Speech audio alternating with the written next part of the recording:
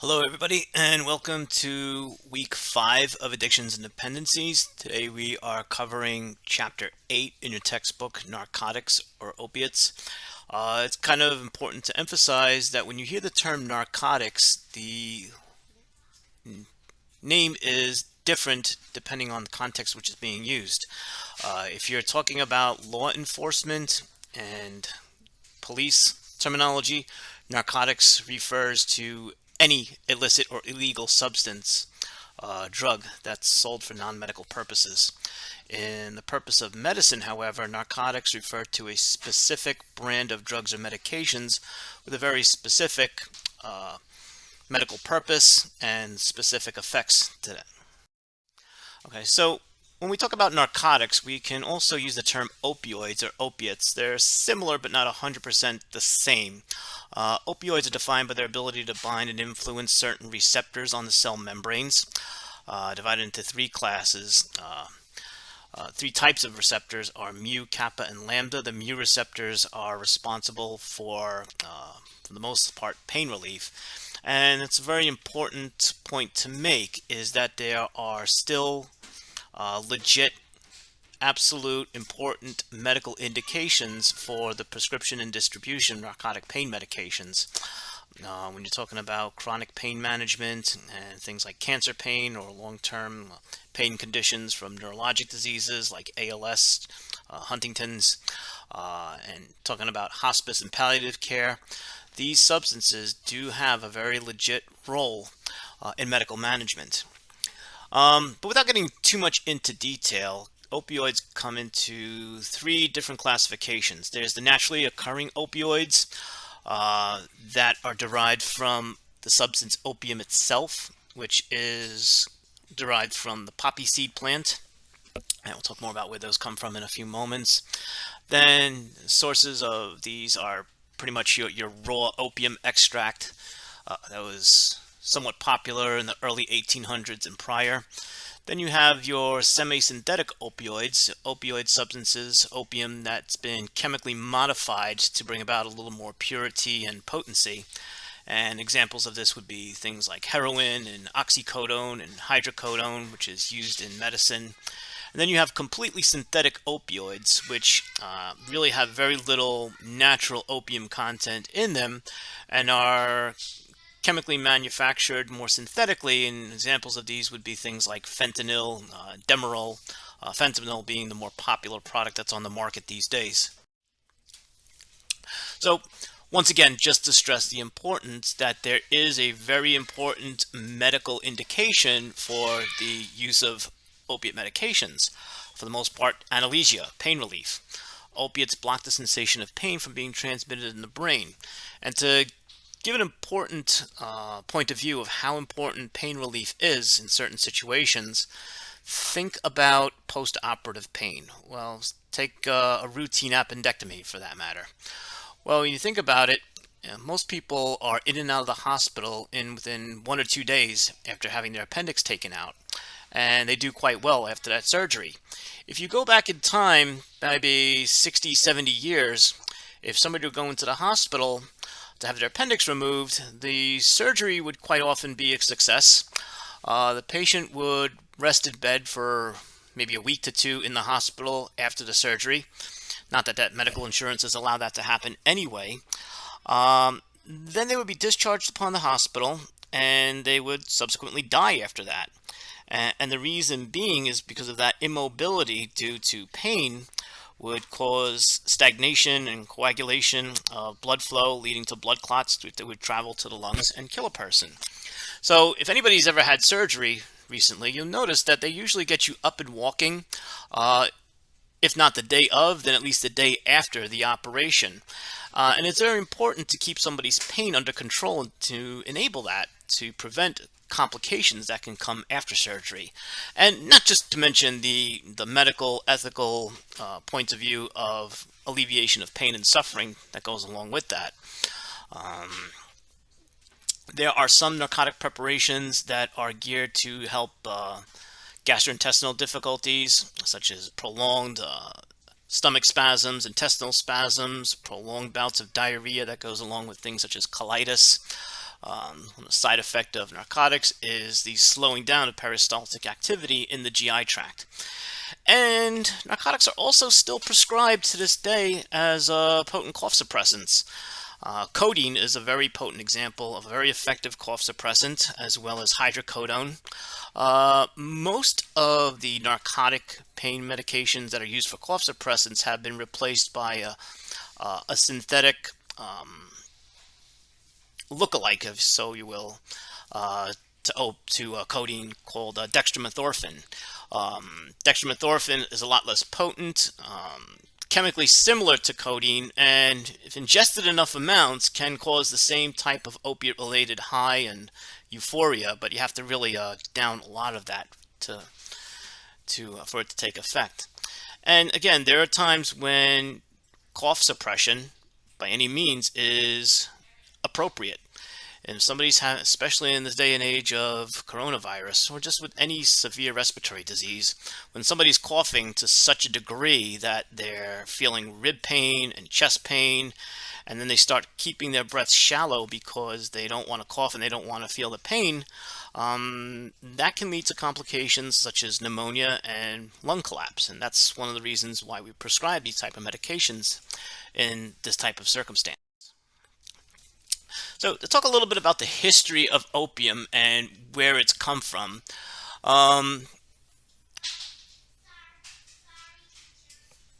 you can see here that opium-like substances have been well described in history and even in prehistorical literature, going as far back as ancient Egypt, ancient Mesopotamia, throughout the fields in Europe.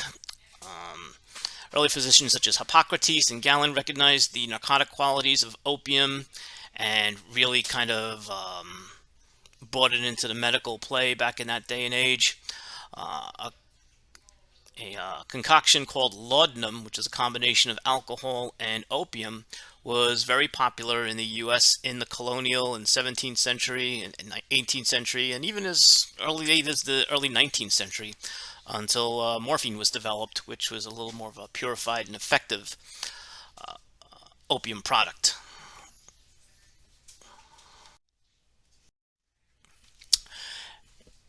And although the introduction of opium in the United States has been documented well before even the Revolutionary War, the biggest contributor of opium came around the mid-1800s when many immigrants from China who were hired to work on the transcontinental railroads brought with them the culture of opium smoking and opium dens.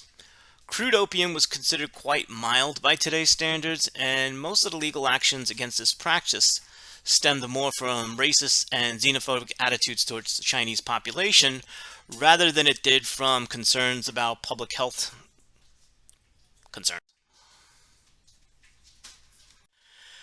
Narcotic substances exert various influences on the central nervous system. As mentioned before, one of the major medical issues for opiates is the management of pain. And the way that opiates accomplish this is by blocking pain messages transmitted by the spinal cord from the body to the brain.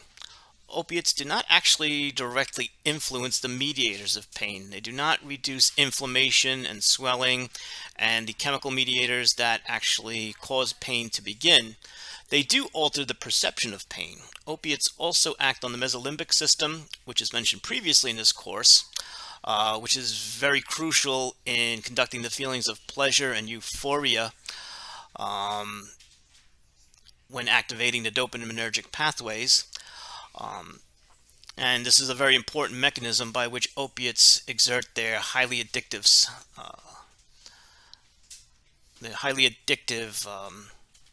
properties. And opiate substances can also work on the brainstem and blocking the activity of the brainstem. And as we mentioned earlier in class, the most vital function of the brainstem is the regulation of respiration and breathing and other vital signs. This is the major reason why overdose victims die. Basically, they suffocate from lack of respiratory transmission.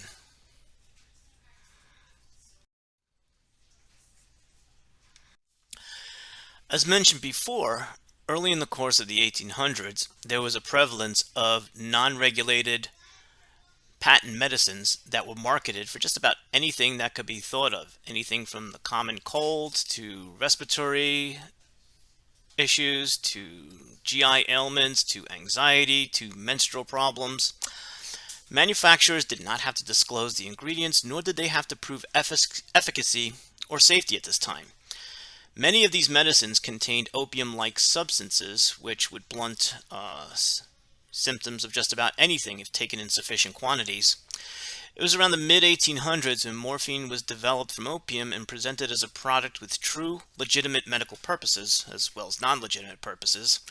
Some companies branded it as a cure for opium addiction, although we know that's really just trading one addiction for another, but its primary purpose was for pain relief.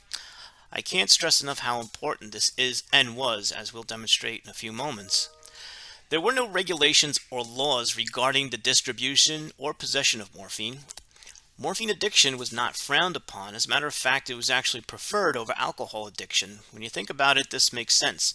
Individuals who were addicted to morphine tended to withdraw from society, stay in their own corner, stay in their own world, whereas alcoholics tended to be more boisterous, more violent, had more issues with work-related conflicts, bar fights, domestic violence, not to mention other issues as well.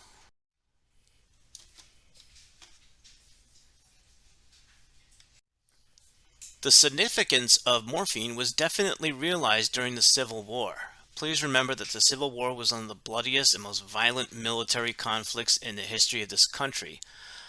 Musket and bayonet injuries left many soldiers maimed and wounded without the benefit of a quick death. Oftentimes, a Civil War soldier had to have extremities amputated to prevent the onset of gangrene and death. Back in these days, there was no anesthesia or operating tables. A good surgeon had three tools available to them at the time: a pruning knife, wire cutters, and a hacksaw. The pruning knife was meant to cut through flesh, the wire cutters were meant to cut through tendons and ligaments, and the hacksaw was to cut through bone. The only comfort a soldier would have at this time would maybe be a bottle of whiskey, literally a bullet to bite down onto during the procedure, and hopefully 6 or 7 other large soldiers holding him down so the procedure could get done. Suffice to say, the most effective battlefield surgeons were the ones that could perform these operations as quickly as possible. Morphine was a major game changer in the treatment of the wounded and provided comfort to the dying. Many soldiers referred to it as God's medicine, and remember, as we said before, post-Civil War morphine addiction also did play a role in some public health issues at the time.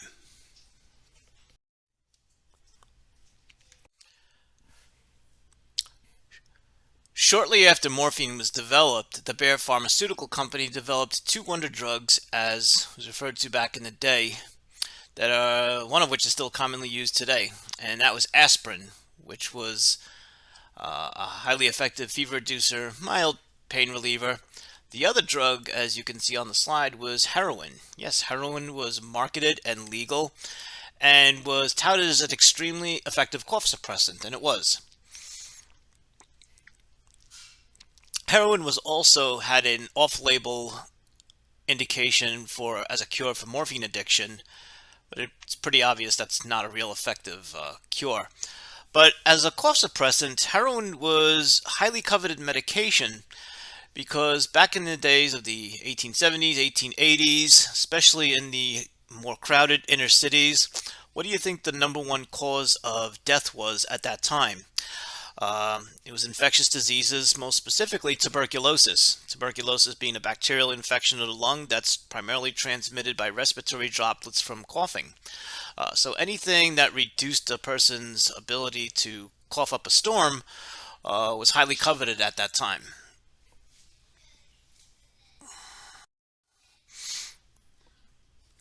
For the last 10 to 15 years, this country has seen an influx of a new opiate called fentanyl.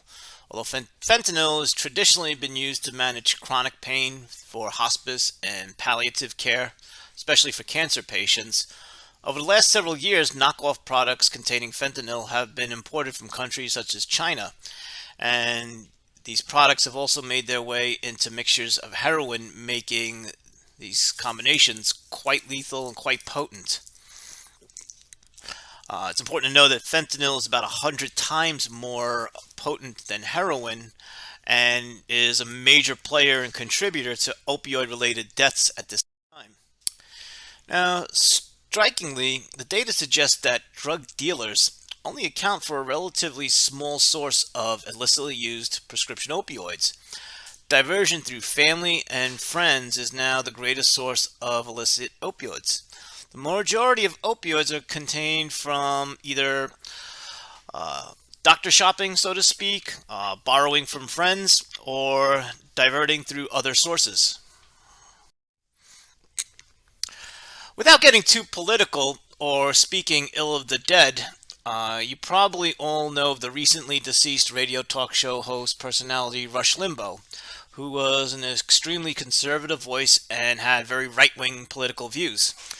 And in 1995, he was recorded as stating that he believed all drug addicts should be caught and arrested to the fullest extent of the law, uh,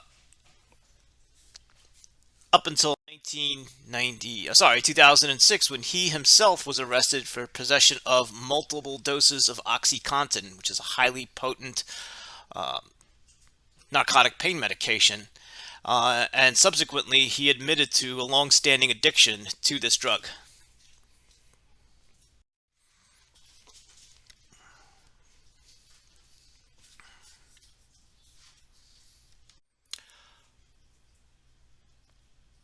Once more, when you talk about what contributes to today's widespread opioid epidemic, you have to think about some of the major players involved. As previously mentioned, many cases of opioid addictions uh, come from both legitimate and illegitimate narcotic prescription practices, or offices that are sometimes referred to as pill mills.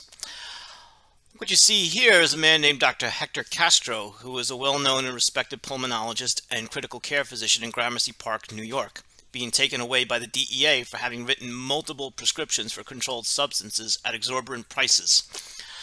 Um, this personally came as a shock to me because this is someone whom I actually personally worked with for several years when I worked in the emergency department at Cabrini Medical Center in Lower Manhattan.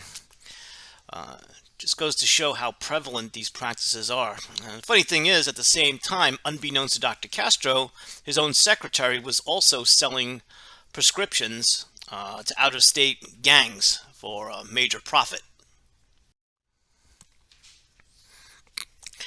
And you can see the ever-increasing statistical prevalence of opioid overdoses and death in this country.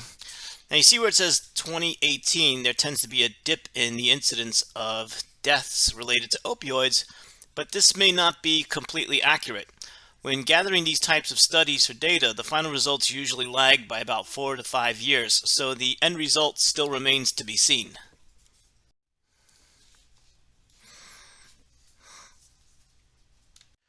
So where did narcotics ultimately come from? Well, the source ingredient, opium, comes from the poppy plant, where the sap is taken out and mixed into different forms where it ultimately becomes heroin. Poppy plants can be found cultivated in all parts of the world, in Asia, Southeast Asia, Middle East, South America, but the predominant source of opium and poppy in this world comes from Afghanistan, believe it or not. Um, the armies of Afghanistan use the revenue derived from opium because of their large poppy crop to help fund its armies in the conflict with the Soviet Union back in the 80s. When the Taliban took over the rule of the country in the 1990s, they put a ban on all opium-related products, which ultimately resulted in an economic downturn for this country. Now, in 2001, when the Taliban forces were overthrown by the U.S. government, paradoxically, it paved the way for opium farmers to reintroduce these crops and bring a whole new widespread opium pandemic, lack of a better word, throughout the world.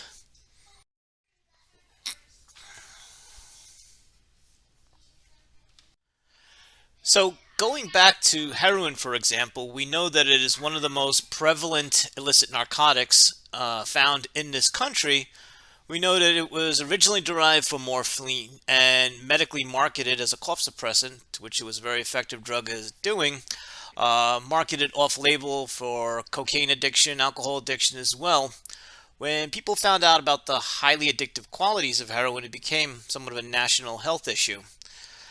Um, I mentioned the effects of narcotics on the systems previously and how heroin is typically introduced into the body. Heroin can be snorted. However, that's not an effective means of introducing it into the system. So most typically, heroin is introduced into the body by means of um, IV insertion directly into a vein.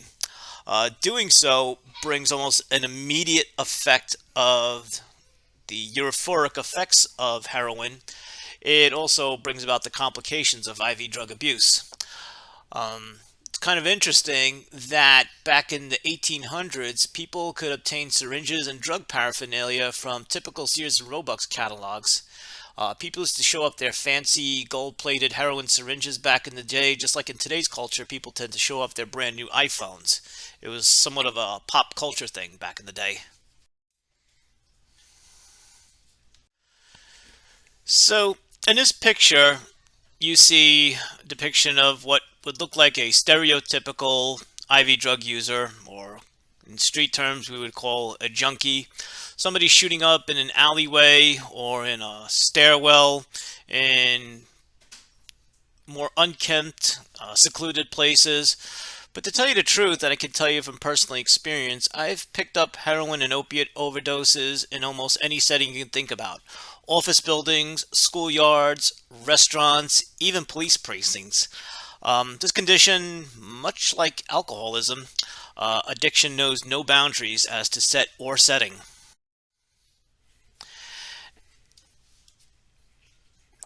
And because heroin itself is typically introduced into the body via IV insertion, the sharing of needles and results in complications in and of itself. One of which is the prevalence of HIV and AIDS. Um,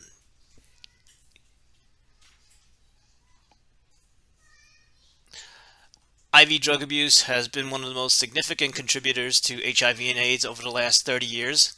Back in the 80s, it was falsely believed that this disease was only relegated to homosexuals. However, the research has shown that not to be the case. IV drug abuse accounts for more new onset cases of HIV, especially in heterosexual women, than any other cause.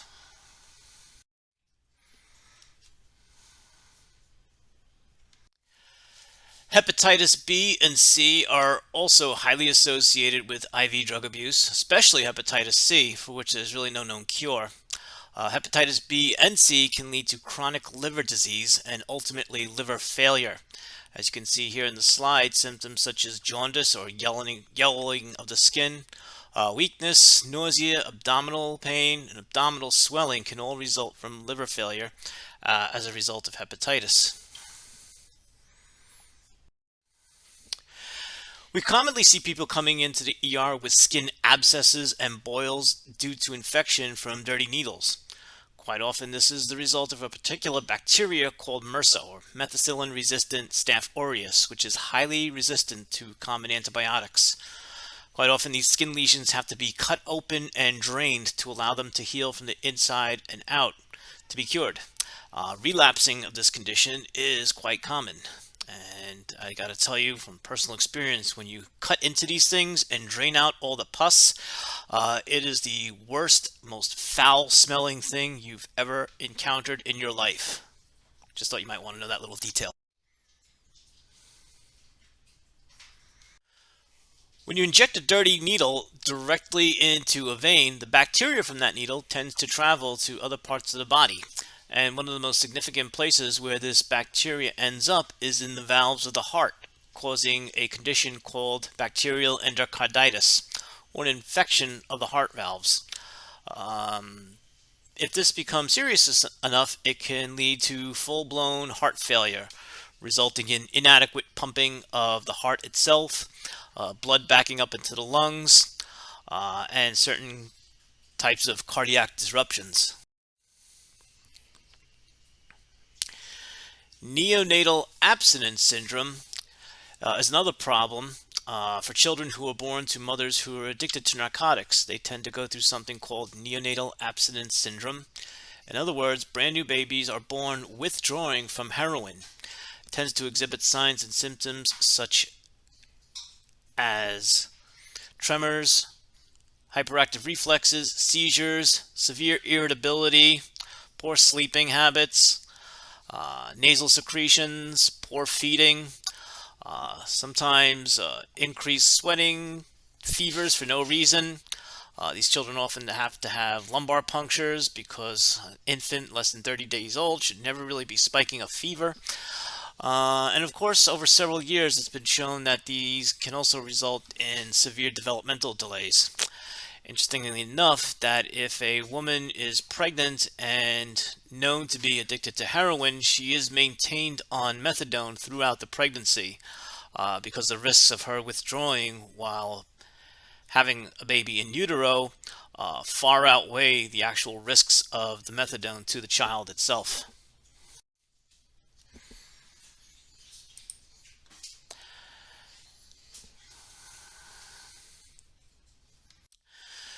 So, given all of these complications of IV drug use and the sharing of dirty needles, there's been a big call for the implementation of needle exchange programs. There's a program by which people with IV addiction can obtain, usually funded by charter bill organizations and grant programs, clean syringes. They basically discard their old used syringes and pick up new ones. Um,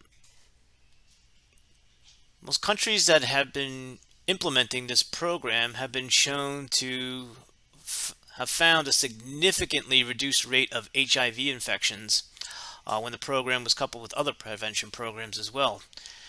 In the United States, the idea of needle exchange programs has met with some controversy and debate. What do you guys think amongst yourselves? What are the pros and cons of some of these needle exchange programs? There's been a big push in New York City to implement these programs, and it still remains to be seen if that's going to take effect or not, at least as of the time of this recording.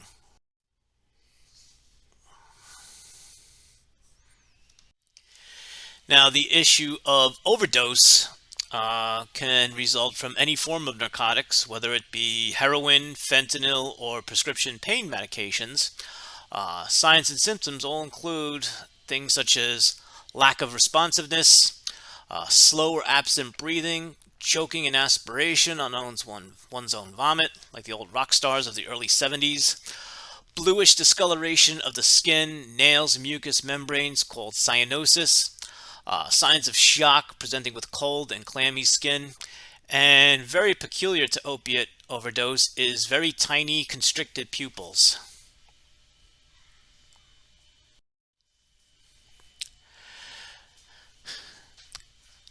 We tend to see somebody who's taken too much heroin or other narcotics in a very semi-stuporous state, usually leaning and waxing and weaning back and forth, barely able to hold themselves up, although not ever really falling onto the floor until it's actually too late. You've probably seen someone like this on the subway from time to time.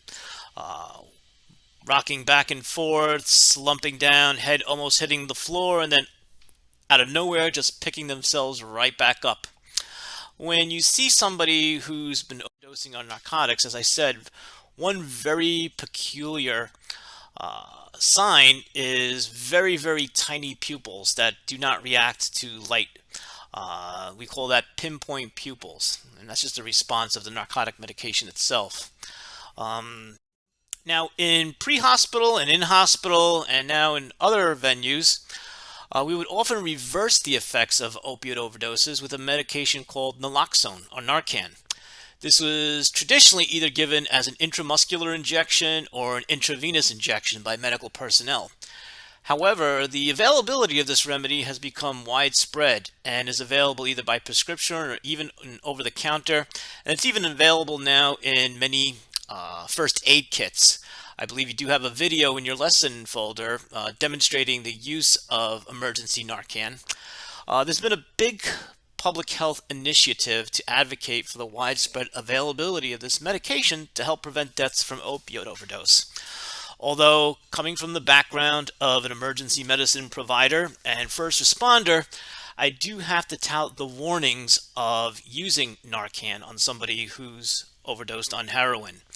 Narcan is not meant to stop somebody from being high. It's to bring them basically back to life.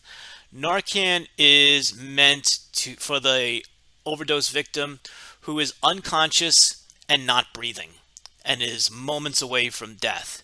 If someone is just acting lethargic, stuporous, but they're awake, they're responding, there's really no reason to give Narcan. The one drawback about giving this antagonist or this remedy is that it will put the person into a withdrawal syndrome. And depending on what else is on board, whether it's they've been speedballing with cocaine, amphetamines, or any other type of mixture of drugs, could put them in a very violent situation. So this is not something to be taken lightly. Please take it from an old-time medic. And unfortunately, though, there are situations where this life-saving intervention is not administered on time. And people do ultimately succumb and die as a result of opiate overdose. And this, unfortunately, graphic picture here shows just that. You can tell that this was a result of an opiate overdose because if you look at the bottom part, the middle slide, you can actually see a hypodermic syringe. Presumably the drug paraphernalia that was used, and the record of this photo also documents that it was a result of heroin overdose. This person has been dead for some period of time. They show obvious signs of death, the discoloration on the bottom parts of the arms and the legs. That's an obvious sign of death called dependent lividity, which we don't really need to get into too much over here. But again, it's just an unfortunate situation, a reminder that narcotics do cause death.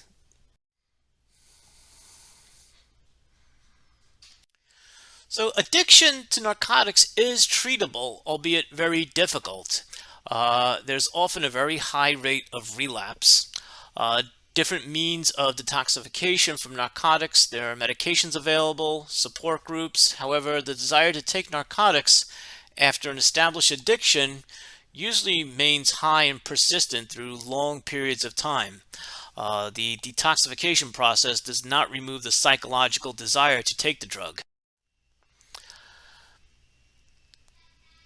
Medications such as narcotic antagonists, for example, naloxone and naltrexone and buprenorphine, work to basically block the effects of narcotics at the receptor level.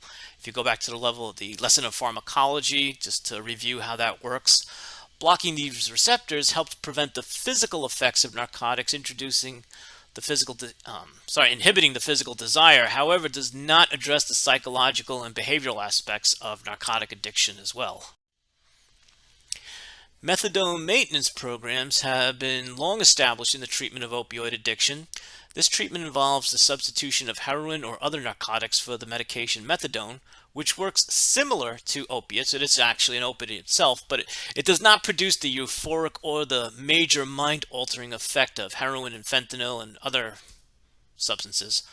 Although methadone itself can be addictive, under proper supervision and with proper medical intervention, many people can live functional lives and be well maintained on methadone, and it would also decreases the incidence of intravenous related complications that we spoke about earlier.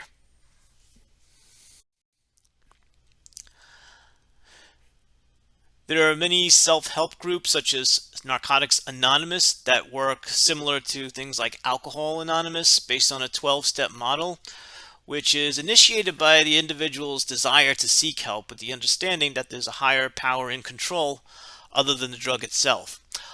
These programs work best when there's a good support system and when the individual themselves has made the decision that they want to stop using the drug. And remember, relapse is always a part of any addiction process. So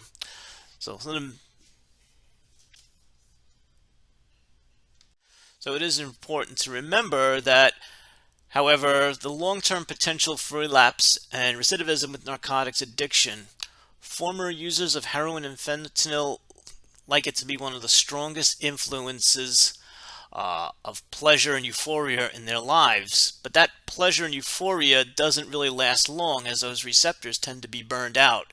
So users tend to spend the rest of their lives trying to chase that feeling of pleasure, getting that initial high, which never really comes. Factors such as stress, exposure to conditions related to past drug use, inadvertent administration of other similar medications with narcotics for other medical issues, can all lead to potential relapse. As mentioned in the slide here, there's evidence to show that long-term administration of opioids can lead to certain plastic changes in the neurochemistry of the brain itself. That's why it's a difficult addiction to beat, although not impossible. So just to recap some of the more important points of this presentation, please try to understand some of the legit medical uses of opiates, primarily in pain management, somewhat for cough suppression, for respiratory illnesses, and some gastrointestinal treatments as well. Know the sources of opiates, where they come from, the poppy plant, where most of these poppies are grown and cultivated. History of opiate use in the United States. Understand the signs and symptoms of opiate overdose, such as the cyanotic skin, the pinpoint pupils, the yawning, the respiratory depression, and treatment of opioid dose, most importantly with the use of naloxone and Narcan. Some of the medical complications of IVDA, intravenous drug administration, we talked about, hepatitis, HIV, endocarditis, the utility of needle exchange programs, and know a little bit about rehab and detox options. And with that, have a great week. We will pick up next week when we're going to talk about cocaine and stimulants. Take care.